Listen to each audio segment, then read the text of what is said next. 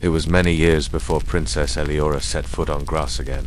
Many years of feasts and festivals, of candlelight suppers in high halls and lessons on proper posture and bearing, of curtsies to visiting royals and whispered gossip in echoing corridors.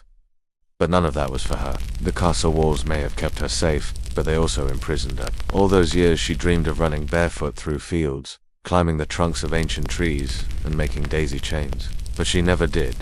Never until she met the moving star, and it wasn't magic, exactly.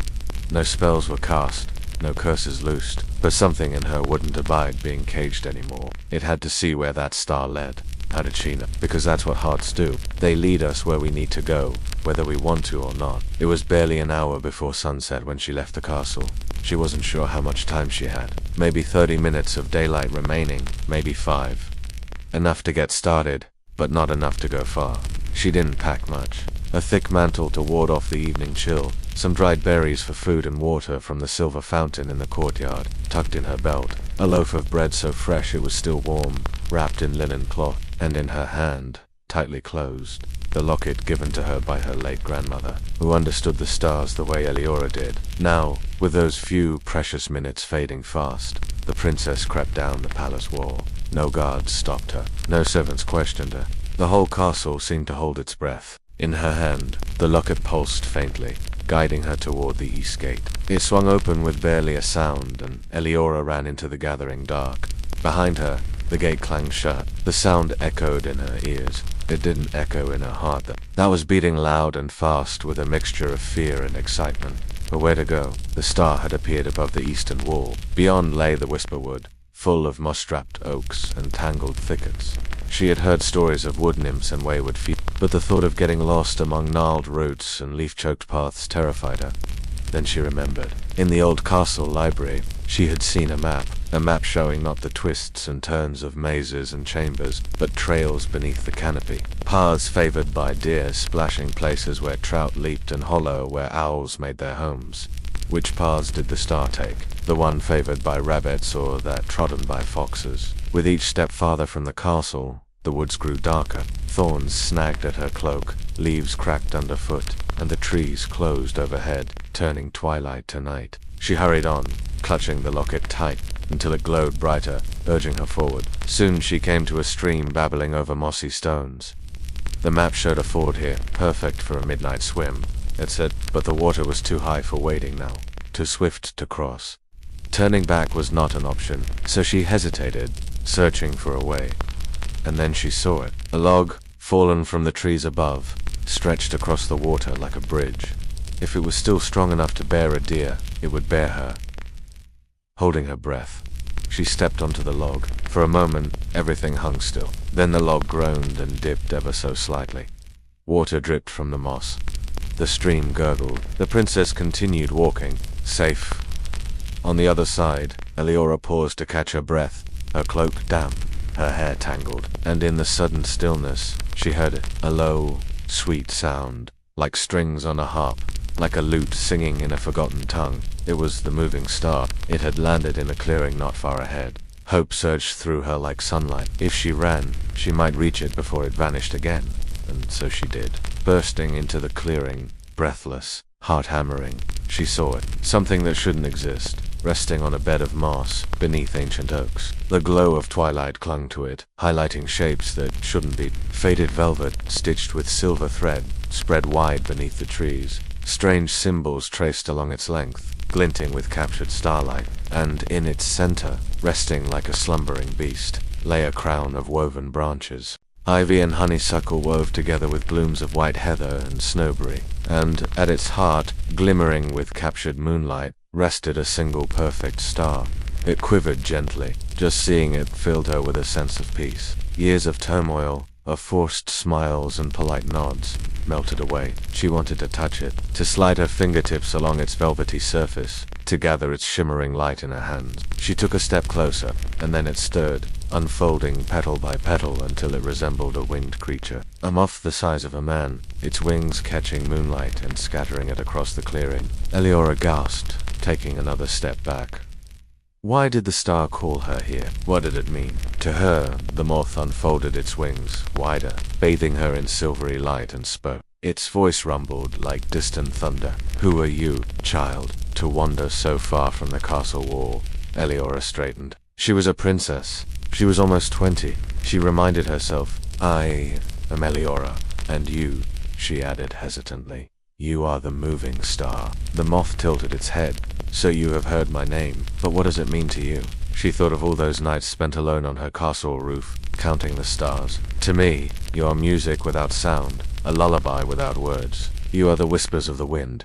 You are the secrets the world keeps safe." The moth remained silent for a long moment, its wings blurring in the twilight. "That is true," it finally said, its voice softer now. "And what do you seek from the sky?" "I seek connection," she whispered. "For so many years, I have felt alone, watching you from afar. I never thought I would find any of you, and certainly not you."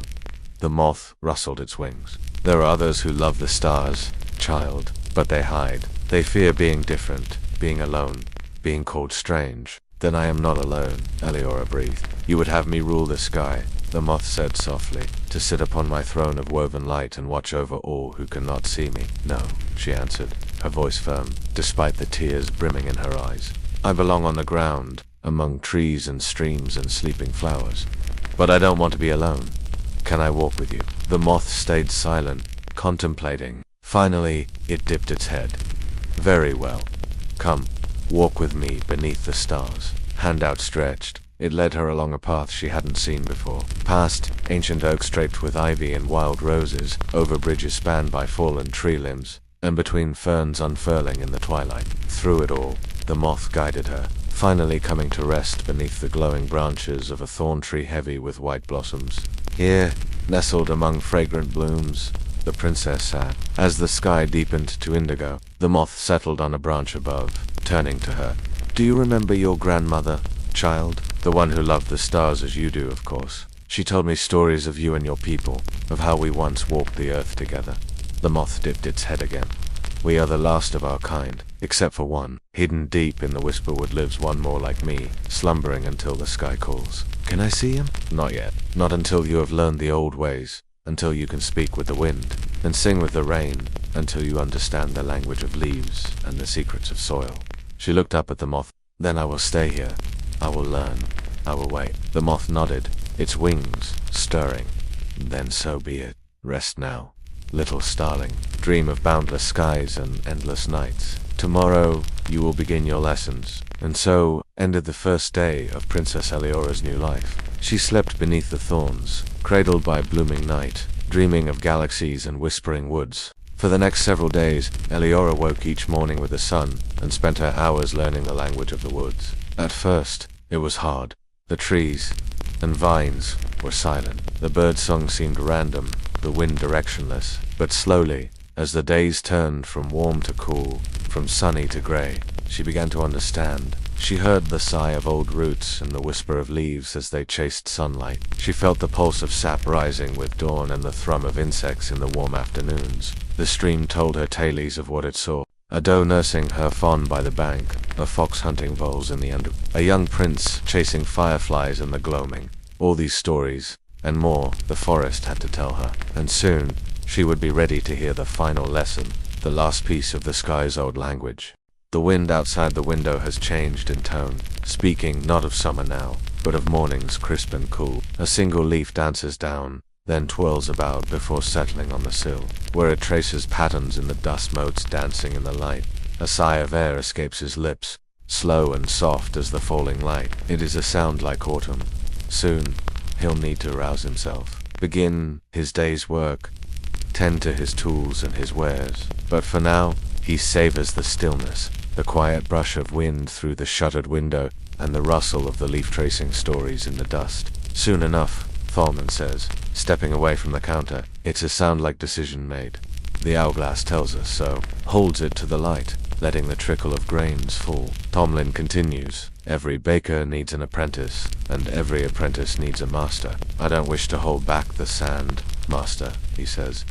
"But I also don't wish to stop time. Someone to teach them the trade, someone to pass the torch to when their hands grow weary." He looks at Thomas now, meeting his gaze. "Do you wish to learn the baker's lore, the stories of the loaves, the songs of the ovens, oak and apple, seeded whole or sliced thin, rye and honey, poppy seed and pumpernickel, braided, sweet and plain, savory and spiced, twisted and tied. Orders tumble out, each one a little song, each one a chance to craft another masterpiece. It was my grandmother who taught me the ways of the baker, he says. The ones of long ago, he asks, the ones I haven't heard. His movements are practiced, his hands sure and gentle. It is a dance, they do, master and apprentice, moving in rhythm with the dough, feeling its give and take, knowing its moods and needs.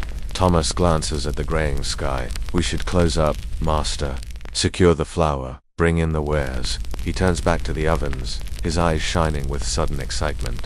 Come, Thomas, we have one more story to tell. As the last rays of sun dip below the rooftops, the room grows dim, and Tomlin places the hourglass on the counter, letting the last of the light paint its glass with gold. One by one, he showed Thomas how to tuck them in, how to coax their colors, how to tend their growth, and with each touch, a little more of the baker's lore passed to the next generation.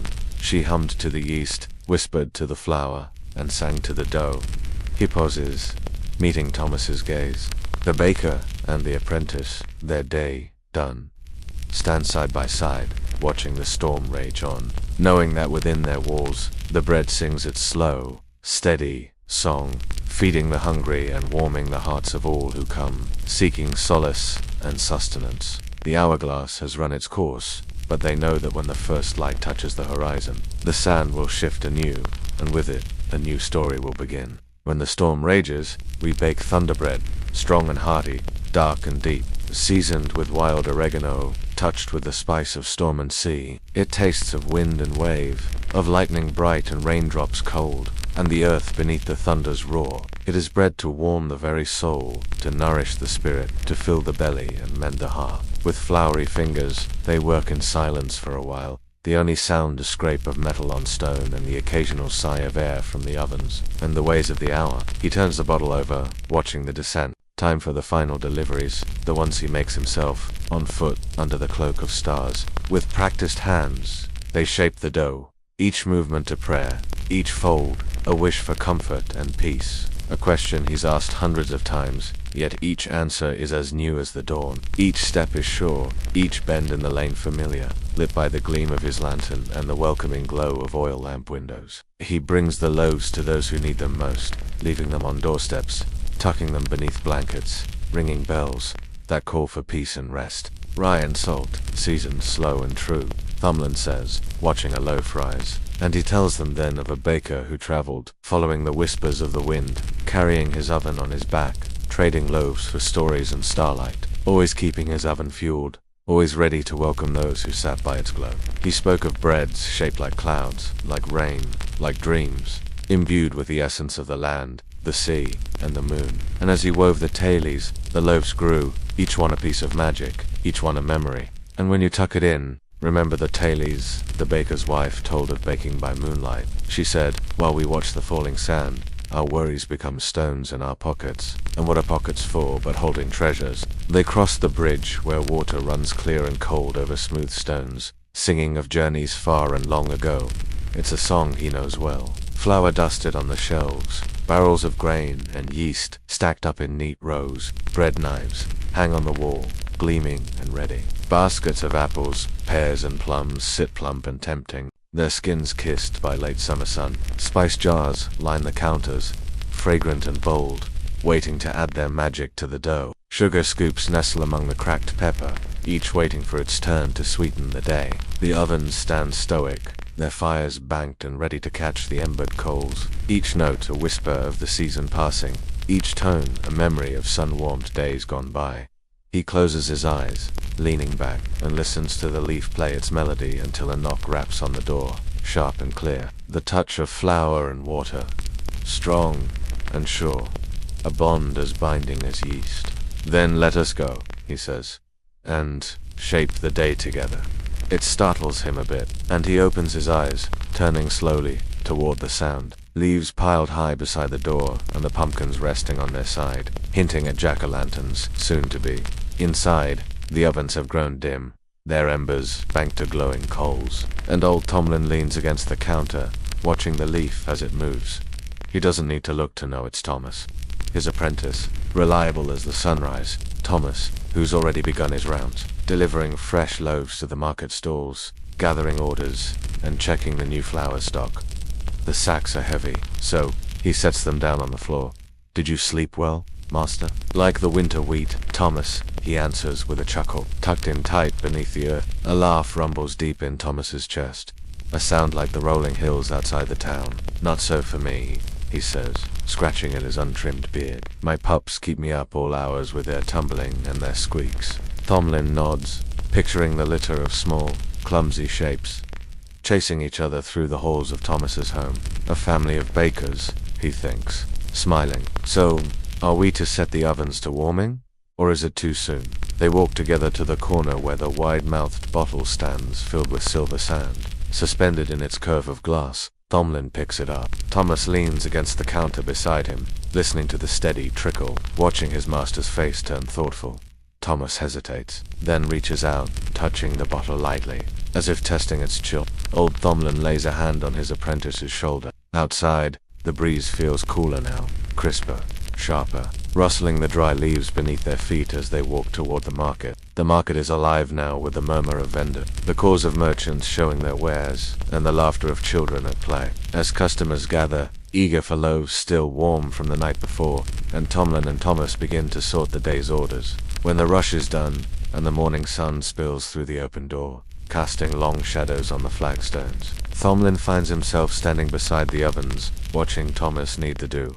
Then Thomas asks, "What shall we bake today?" Thomas's fingers pause, then continue pressing, folding, and shaping. Thomlin nods. A smile touches his lips, the ones of long ago. By the time the last story faded, the loaves were ready. Outside, the sky widens above them, growing full of cloud and color. The first fat drops of rain splatter on the shutters. Thomlin looks out at the darkening day, the fat raindrops now tumbling down in earnest. They hurry to prepare, sealing jars, banking the ovens, and bringing the day's harvest inside. "The baker's wife," he says, his voice hushed with reverence. "She knew every grain, every sack, every loaf." Thomas listens, eyes shining, and when the recipe is finished, together they mix the batter, kneading in the rain's wild music, feeling the magic of the storm thrumming in their bones. As the bread rises, filling the room with the scent of sea and sky, Thomlin gathers his things. It's late. Out on the wet streets, the wind whips playfully, sending shivers down his spine. With the last delivery complete, he walks home, the soft slap of water on stone, a lullaby beneath his feet. So high above, nestled amongst the clouds, sits a place untouched by time. Its paths are paved in moonlight and mud. The trees bear fruit that tastes of starlight and honey. Upon it rests a single white feather, its tip glistening with a celestial glow. Suddenly, the feather flutters, rising slowly from the box, transforming into a majestic white bird. A faint melody spills forth, weaving its way into the fabric of the twilight. As she holds it aloft, the clearing transforms around her, the trees parting to reveal a path bathed in moonlight. The air shimmers with magic, and the path before them is illuminated by the soft glow of fireflies. As they journey deeper into this enchanted domain, the trees whisper secrets to the wind, sharing tales of ancient lore and forgotten magic. The melody from the box leads them on, weaving its way through the silver leaves until they reach a clearing bathed in the ethereal light of a giant silver moon. At its end, a shimmering portal awaits, pulsing with the same otherworldly light as the leaf. The tree's song resonates with a hidden part of her being, calling her to action. As the silver moon climbs higher in the sky, casting its enchanting glow over the clearing, Eliora knows that a great responsibility now rests upon her shoulders. The fate of this timeless realm, with its whispering birches and forgotten magic, hangs in the balance. With a newfound determination, she steps forward, ready to embrace her destiny. The man beside her senses the transformation within her, the awakening of a dormant power. The silver birch responds, its branches reaching out as if in blessing. Its leaves rustle with approval, and its roots delve deeper into the rejuvenated earth. And as the years pass the forest floor, the silver birches spread their branches wide, their leaves shimmering with renewed vitality. The clearing becomes a sanctuary, a testament to the enduring power of connection and storytelling. And as the night deepens, the true test of her resolve is yet to come. She asks Eliora to tell her a story, and Eliora obliges. As the tale unfolds, the girl's face lights up, and Eliora sees the magic of stories reflected in her eyes. In that moment, Eliora realizes that the silver birch has found its new storyteller, ensuring that its legacy of healing and hope will continue for generations to come. For the tree to thrive, it needs her help. Yet how can she assist a being far beyond our comprehension? And somewhere deep within the silver birch, its roots anchored in the earth, and its branches reaching for the stars, it stands as a silent witness to the healing balm of connection and the transformative magic of a story well told. The answer, she discovers, lies in the very essence of humanity, in the connections we forge, the stories we tell, and the love we share. He places a hand on her shoulder, his touch steady and reassuring, acknowledging the journey she has embarked upon. The melody from the box swells, guiding her towards the portal, and with the man's reassuring gaze upon her, Eliora takes a step forward, crossing the threshold and disappearing from sight. The melody swells, resonating with the strength that courses through her veins. She is one with the tree, its song echoing within her very being, and together, they become a beacon of hope in a world teetering on the brink of darkness. Hesitantly, she lifts the lid, revealing a sight that takes her breath away. Nestled within the velvet lining, bathed in the fading light, lies a single silver leaf.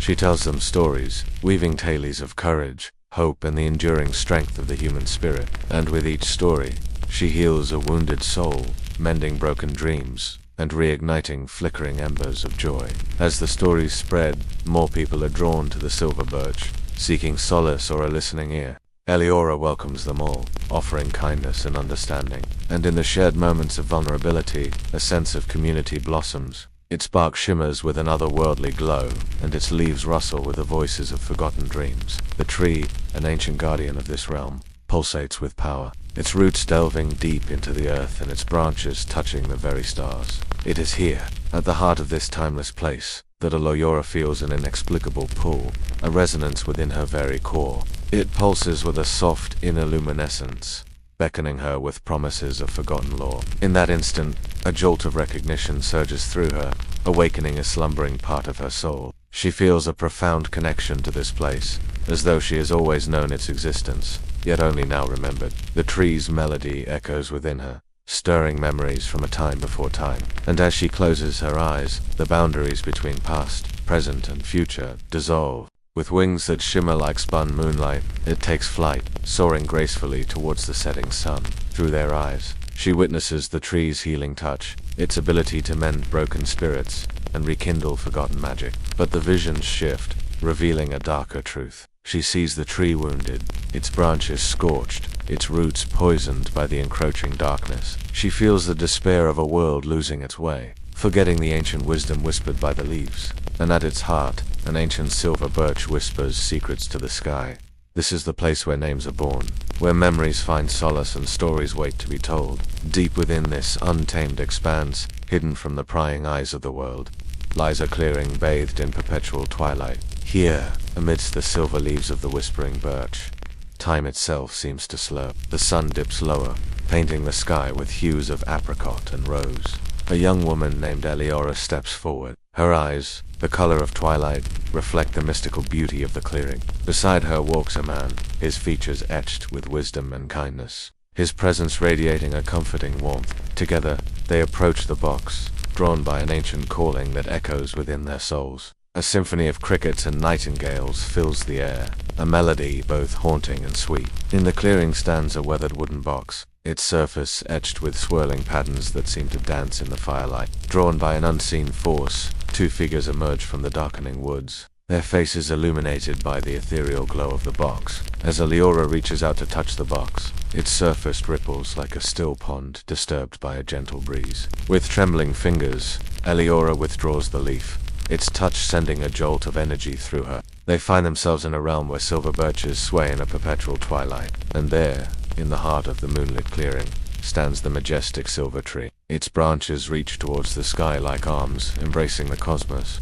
She reaches out, her fingertips trembling as they brush against the tree's shimmering bark. She sees visions of ancient rituals beneath the silver moon, of wise elders seeking the tree's guidance, and of her own ancestors gathering beneath its protective branches. And in that moment, Alara realizes she is not merely a visitor to this realm, but a chosen one. Together, they stand before the silver birch, united in purpose and bound by an ancient connection. With a deep breath, She reaches out, her fingertips tracing the lines of the tree's bark. But the path ahead is fraught with challenges, for the encroaching darkness seeks to consume all light. So here is what she does. She gathers those who have lost their way, their hearts heavy with sorrow or burdened by secrets. Slowly, the clearing comes alive with laughter, music, and the comforting murmur of conversation. One day, as Eliora sits beneath the silver birch, a young girl approaches her. The child's eyes sparkled with curiosity and wonder, and so the cycle continues. The stories weaving a tapestry of resilience, love, and the enduring power of the human spirit. Dreams Beneath a Silver Tree is an immersive experience, designed to guide you deeply into relaxation and peaceful sleep. Before we begin, I ask you to close your eyes if you wish. Let the hush find you again.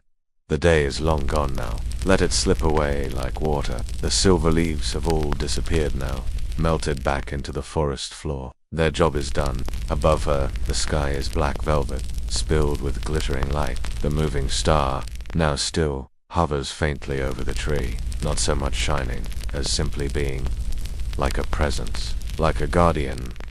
Dreams within dreams. Night after night, people have come here, some to name stars, some to listen, some to remember who they truly are. A mother, a child, a shepherd, a scribe, all whispering to the stars, writing their hopes into the sky, and all of them carrying the same name in different tongues. Just a name.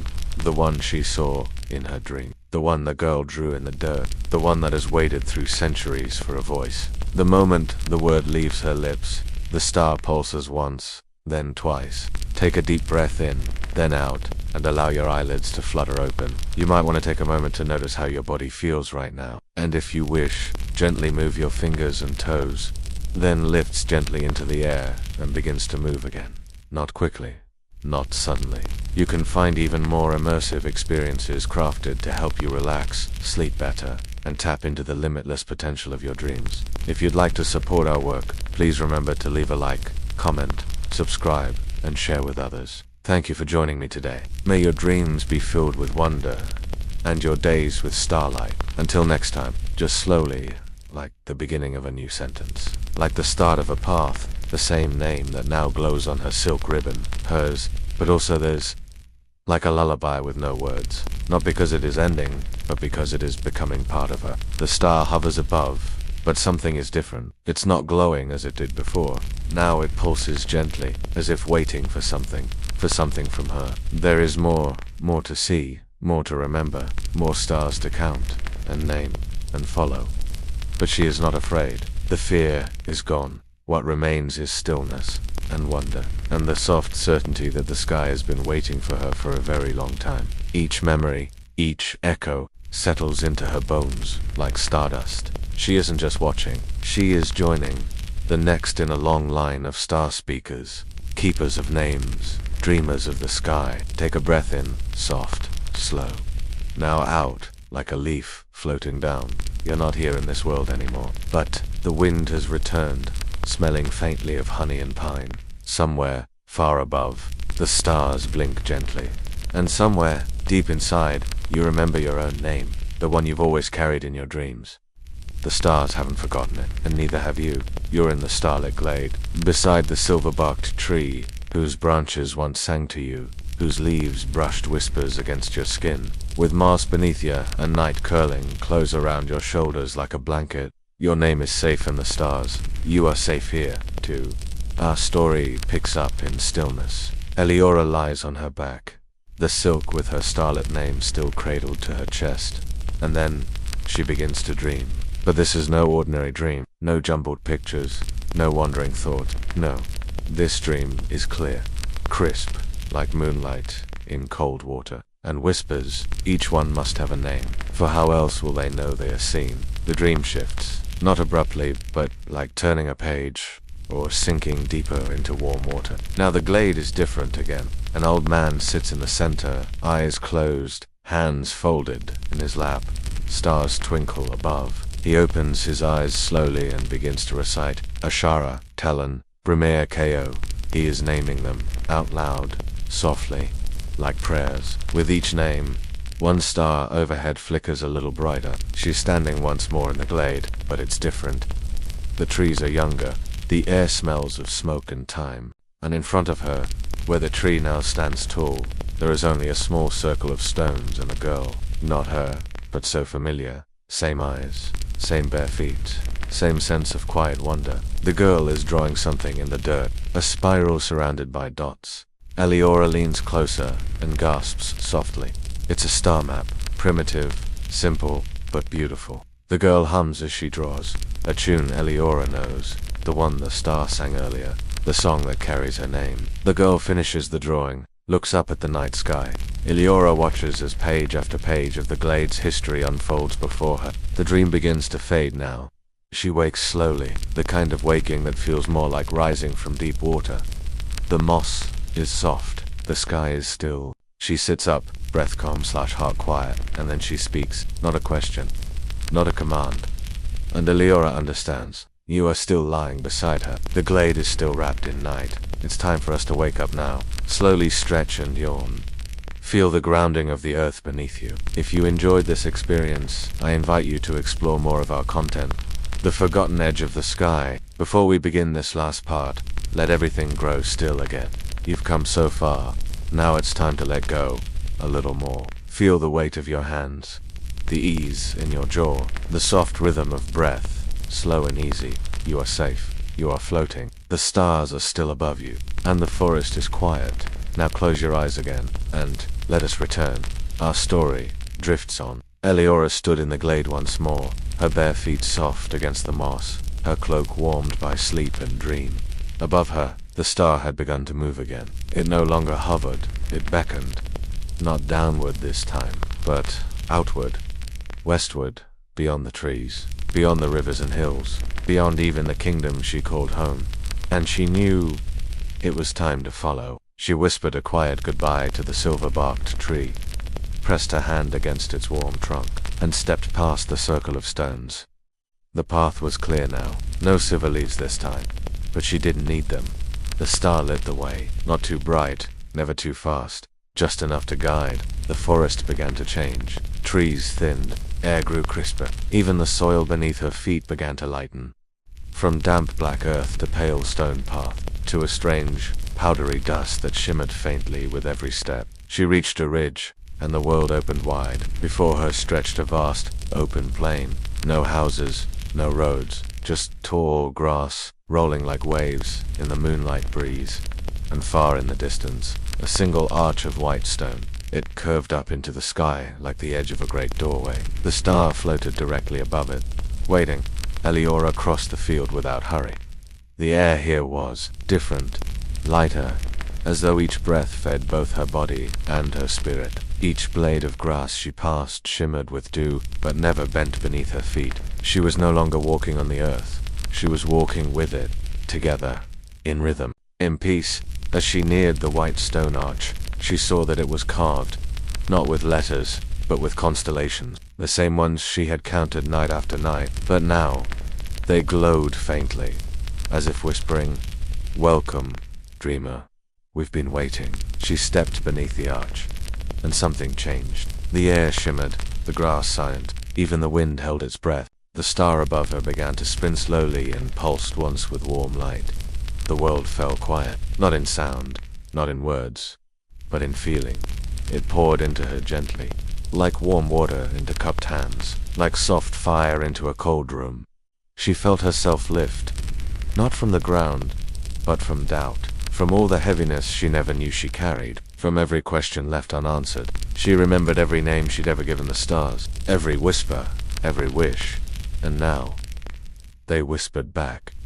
You saw us. You named us. You remembered we were real. And so we remember you. The star above flared gently, and from it, hundreds of smaller lights began to appear, not falling, not flying, just arriving, a gentle spiral of starlight, circling around her, each one humming softly, like a note in a great sleeping chord. They wrapped around her without touching, forming a ring, a constellation of their own. And in the very center stood Eliora, no longer just a princess, no longer just a stargazer, but a keeper, a voice, one of them. She understood then. The stars were not faraway flames. They were stories, living ones, each one carrying a name, a memory, A moment someone dared to remember. Each star was a whisper in the dark, and every whisper mattered. She had counted them, but they had been counting her. Too. The arch behind her shimmered again, and found that the sky was now below her too. She stood on nothing, and everything, a vast sea of stars above and below, as if the world had turned inside out and she had become part of the sky itself. The voices soft as feathers spoke one final time. Naga, not to forget, but to carry light. Wherever you walk, we will follow. And just like that, the glade returned. The moss beneath her, the tree beside her. But something had changed. The star was gone from the sky, and yet she didn't miss it, because it was inside her now. That night, as she curled beneath her cloak, she did not count stars. She thanked them, not with numbers, not with names, just silence. The kind of silence that says, I see you, I am not alone. And now, dear dreamer, the wind stills, the story softens, the stars blink slower, and slower, and slower. Still, you have counted the stars, and they have counted you. Sleep now, and let the sky hold you, just as it held her. You are safe, you are starlit, you are loved. The dreaming out. Are you still here, stargazer? Then listen, just one more time. Let your body sink just a little deeper now. Feel your head melt into your pillow. Let your breath fall like leaves onto a still pond. Nothing else exists now, only this, the hour just before dreams. In the castle tower, days after her journey to the arch, Eliora found a gift. It had not been there before. A small glass object, shaped like an hourglass, but filled not with sand, with starlight. It drifted slowly inside the glass, neither rising nor falling, just suspended. Waning, she'd reach out to touch it, and the room changed. No longer the stone chamber she knew, but a soft, dark space, filled with pinpricks of light. A dome of stars. A sky turned inward, and standing across from her, herself, but younger, the child who first crept onto the rooftop, the child who named the stars out loud, the child who never needed a reason, just wonder. The two Elis stood in silence, and then slowly their child reached out, tipping the hourglass between them. The stars inside began to flow. Not quickly, not urgently, just drifting from one side to the other. And as they did, a soft voice whispered, dreams are not lost in sleep, they are measured, kept safe in time. Eliora woke, but the hourglass remained beside her. Every night after that, before sleep claimed her, she would tip it once, and dream not just of stars, but of the space between them. She dreamed of those who had come before her. Astronomers tracing constellations on parchment, sailors using the North Star to find home, children in every age whispering names to stars no one else saw. And as she dreamed, somewhere, far above a single, small star would appear. A new one, named not in words, but in wonder. So, sleep now, gentle listener. You've counted the stars, you've wandered the glade, you've passed through the arch and returned whole. Now let your own hourglass tip. Let your dreams begin to drift. Not fast, not far, just enough to carry you through the velvet dark to where stories sleep.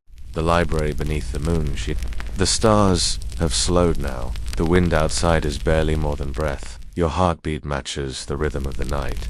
A lullaby written only for you. Now listen closely. Our story finds you again.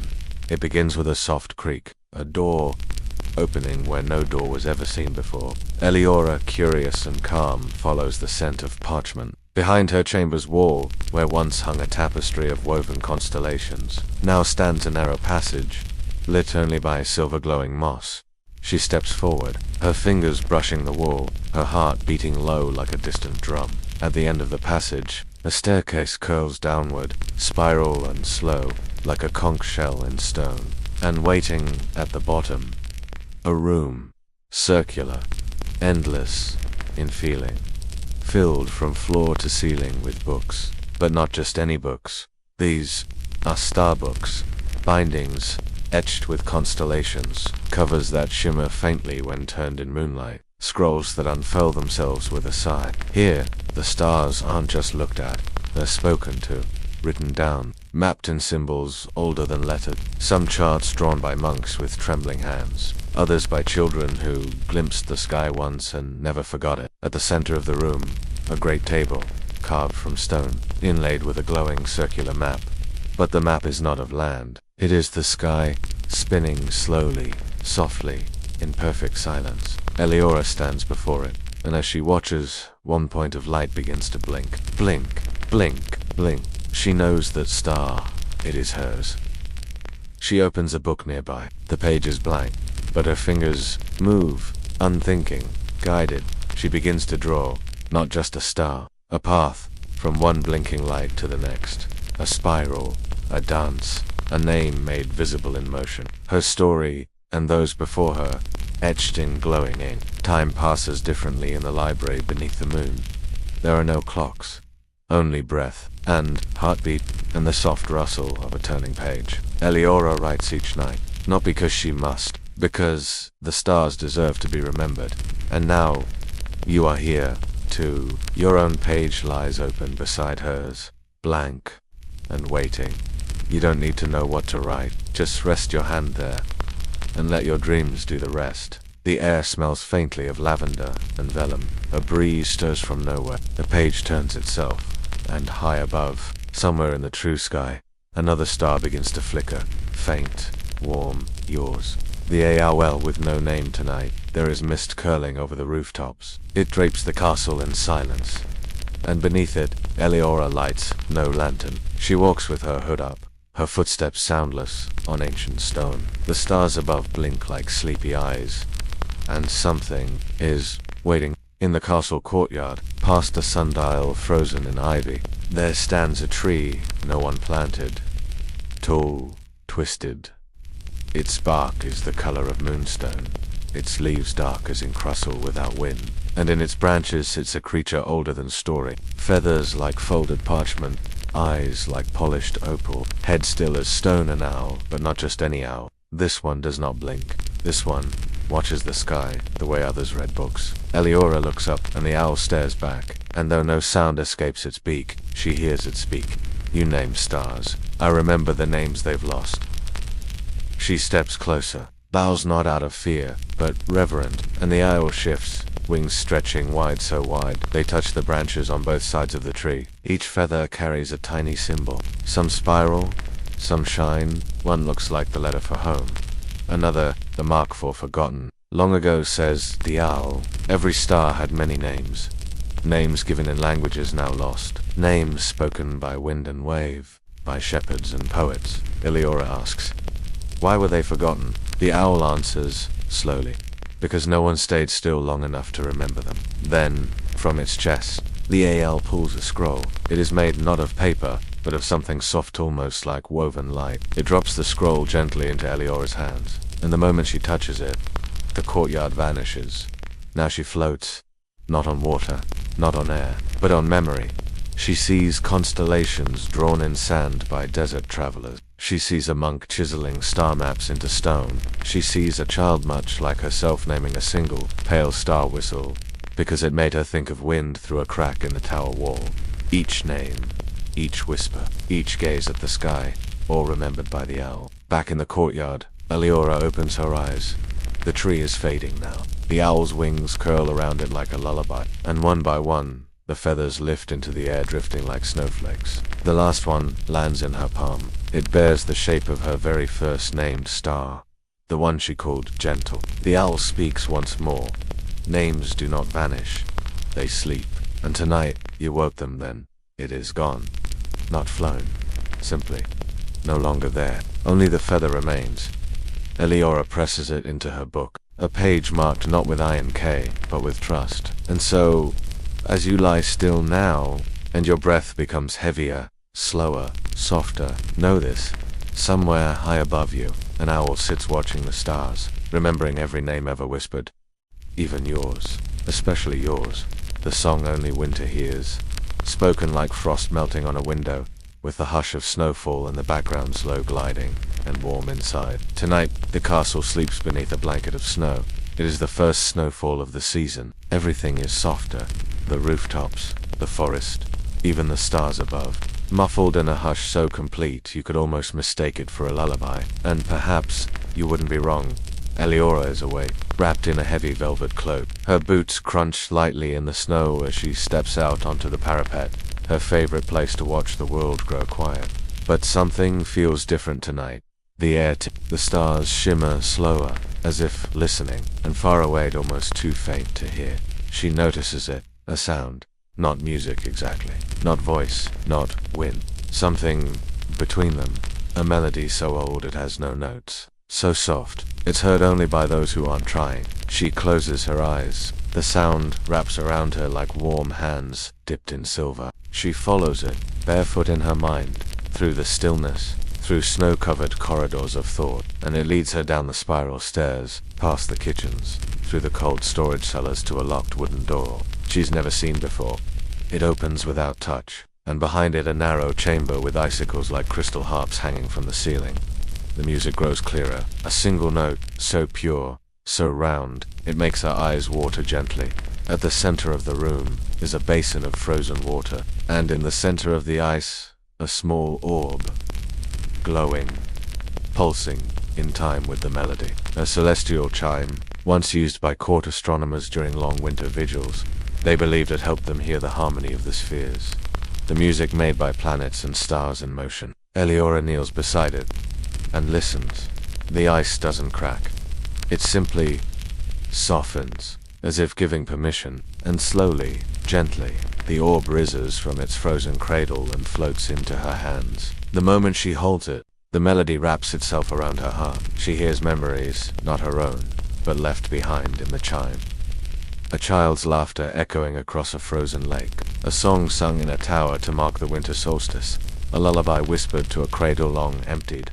The chime does not speak in words, but its voice is warmer than firelight, and Eliora understands.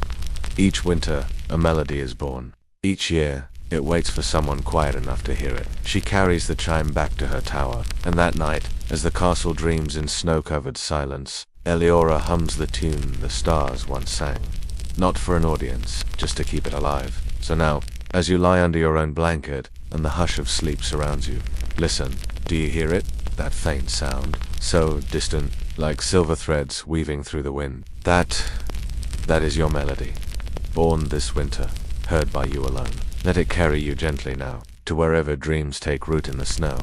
The tree that dreamed in light spoken with the hush of new beginnings, like morning mist over still fields. Slow, grounding, and full of quiet wonder. The days grow longer now. Winter breathes more gently, its hush softening into the first stretch of spring.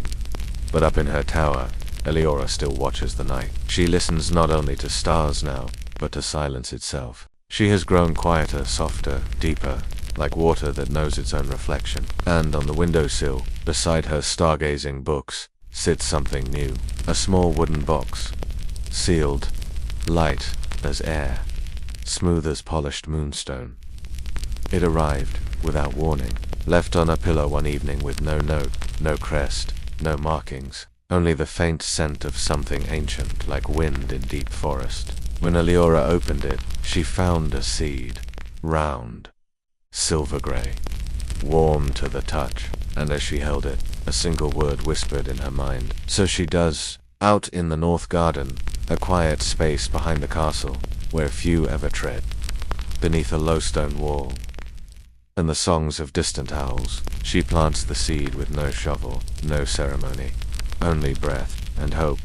That night she dreams, but it is not a dream like others. She finds herself standing in the same garden, only the sky is swirling with lights, auroras in shades of lavender and gold. The stars overhead shift slowly, like they are drawing something in the sky. And before her is a tree it is tall and possibly so. Its trunk pulses with a soft inner glow. The bark shimmers like mud, and the leaves look like small, hanging lanterns. Each one pulses, dim bright, dim bright. Eliora understands. These are dreams, held safe in every leaf. She walks closer, and the leaves begin to flicker faster. Each one shows a different image. A child flying through clouds on the back of a fox. A baker who sings to his loaves and they rise into clouds. A knight who rides a star instead of a horse. Dreams. From people all over the land. Held by the tree, grown from the seed that once rested in her hands. She wakes with tears on her cheeks. But they are not sad tears. They are the kind that fall when something inside you finally remembers its place in the world. The next night, She visits the garden again, and the first sprout is already reaching upward, glowing faintly, like the stars she used to name. Eliora kneels by it, whispers something only the wind hears, and presses her palm to the soil. For the first time, she does not name a star. She gives one back. Now, as the moon climbs higher, and your breathing grows deeper, slower, imagine this. A tree, quietly glowing under a night sky, its leaves dreaming softly. And perhaps, just perhaps one of those dreams is yours, held in a tiny leaf, safe, weightless, ready to bloom. The night the stars spoke, her name spoken like a lullaby made of silent slow, expansive, and featherlight. The tree glows stronger each night. Its lantern leaves shimmer in waves, soft pulses of dreamlight, like the ocean breathing. Eliora tends to it with quiet joy. No gardener's tools, no watering pail, just attention and stillness and love. One evening, as she sits beside its glowing roots, she hums the melody the celestial chime once shared with her. Soft and wordless, it rises into the branches and the leaves respond. They flicker in rhythm, a silent choir of dreams, each leaf glowing with stories not yet told. And high above, the stars begin to shift. They move slowly, like dancers returning to a position they had forgotten, and one by one they draw patterns in the sky, loops and lines, tiny constellations spinning just for her. At first Eliora just watches, but then she realizes the shapes are familiar. She gasps.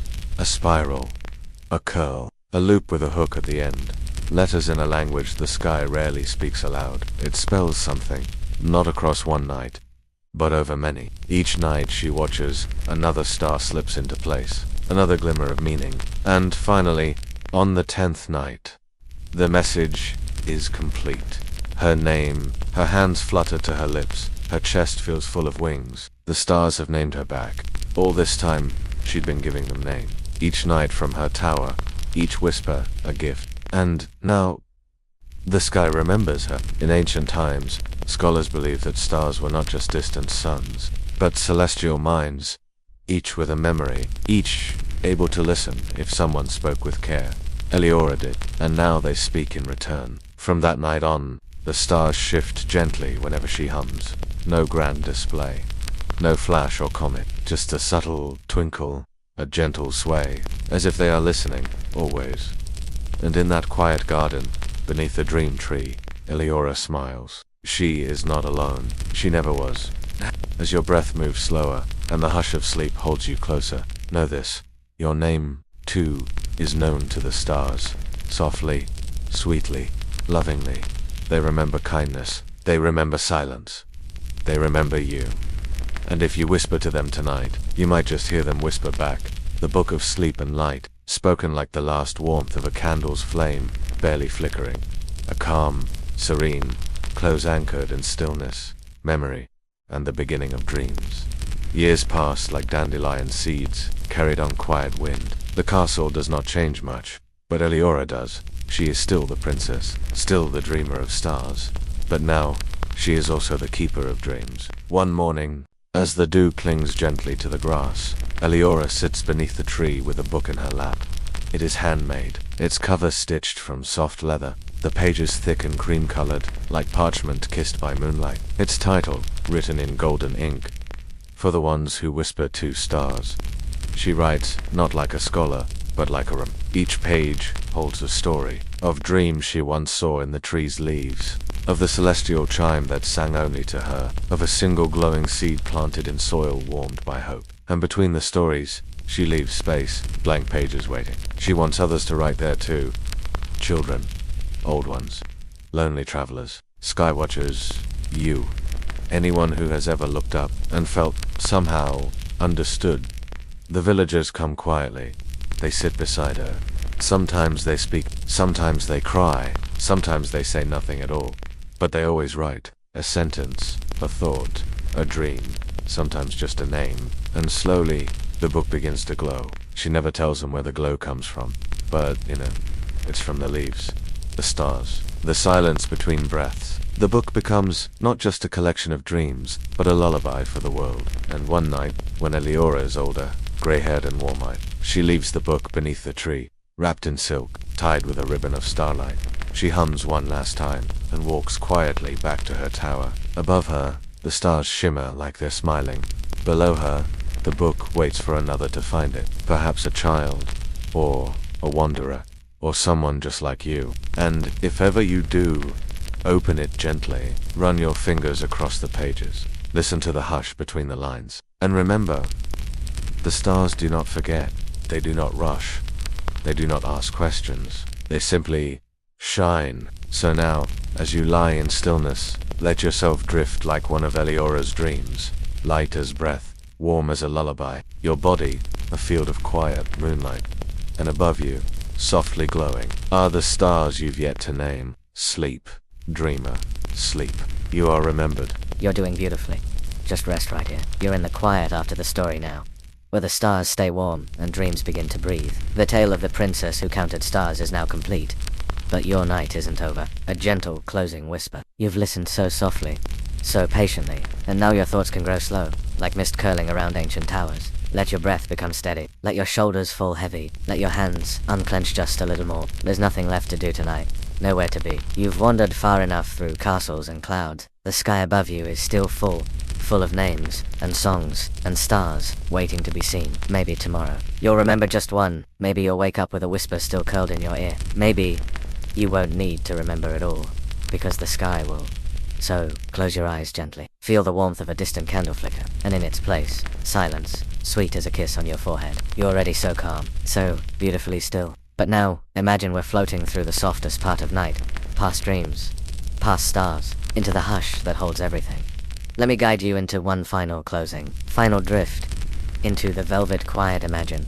The castle now covered in mist, the tower just a silhouette against the sleepy silver sky. The dream tree's leaves are no longer glowing but resting, and the book, tucked beneath soft roots, still warm from all the hands that touched it. The Princess Eliora no longer needs to count stars. She knows they're always there, watching, waiting, listening, like you. They, too, love silence. Tonight, you are part of this tale now. You walked with her. You hummed with her. You planted a seed beside her. And now, you carry that soft starlight with you, not in your hands, but in your breath, in your calm. So, let yourself go now. There's nothing more to listen to, nothing more to imagine. You've had your story. The stars are above. Your name is safe in them. Your dreams are ready. Breathe in and out. Let the silence do the rest. Let sleep gather you gently. Float into the velvet quiet. The story is over, but the piece is just beginning.